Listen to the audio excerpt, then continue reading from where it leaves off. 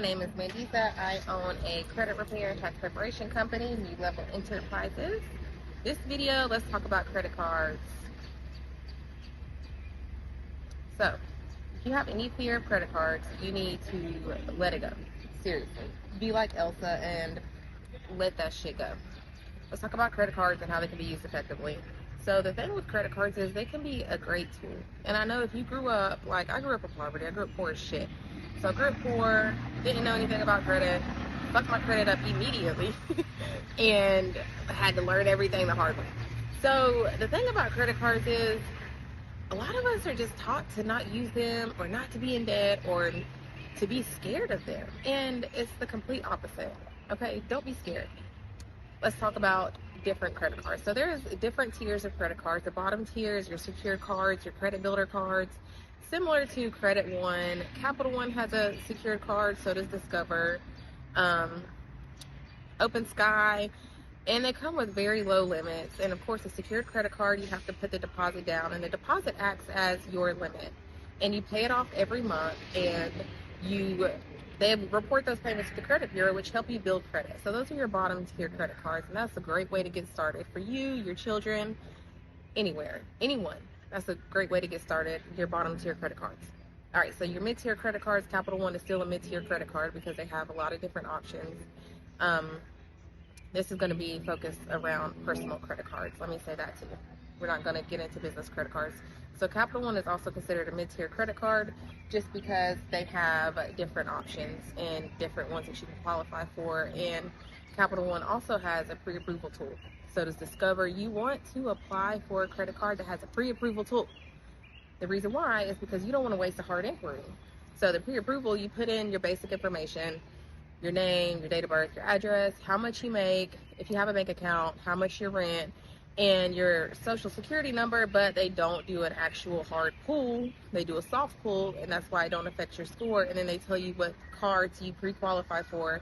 And it's like, if they tell you you're pre-qualified for a card, 90 to 95% of the time, if you go through with the application and pick one of the cards they recommend, you're going to get it. So that's why if they have a pre-qualification tool, you use it.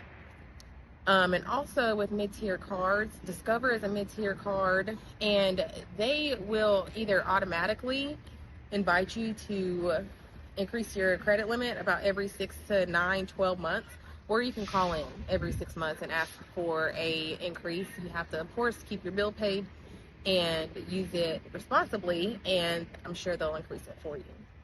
So when you get past your mid-tier, and the limits on mid-tier credit cards, anywhere from $1,000 to $5,000, I'd say.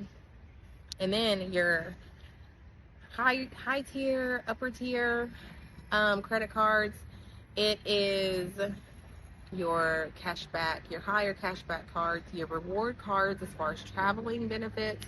This is where you can really start to play the game, because your rewards can pay for you to travel for free, they can pay for you to eat for free, they can pay for you a grocery shopping trip, and they can pay for your bills if you use them effectively.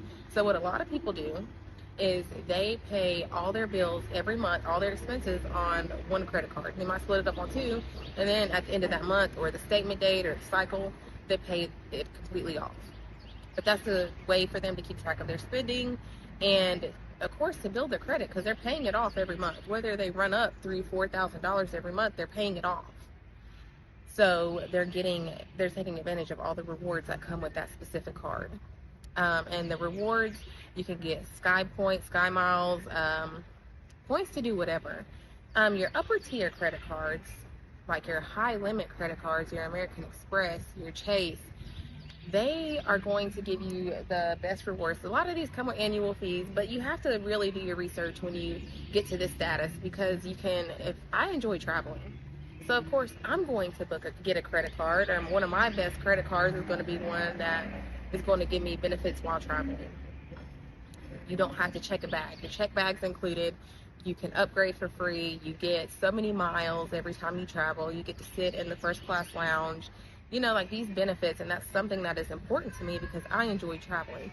So you need to be able to decipher and think about what card is important to you based off of your lifestyle and what you enjoy doing, so you can get the most bang for your buck.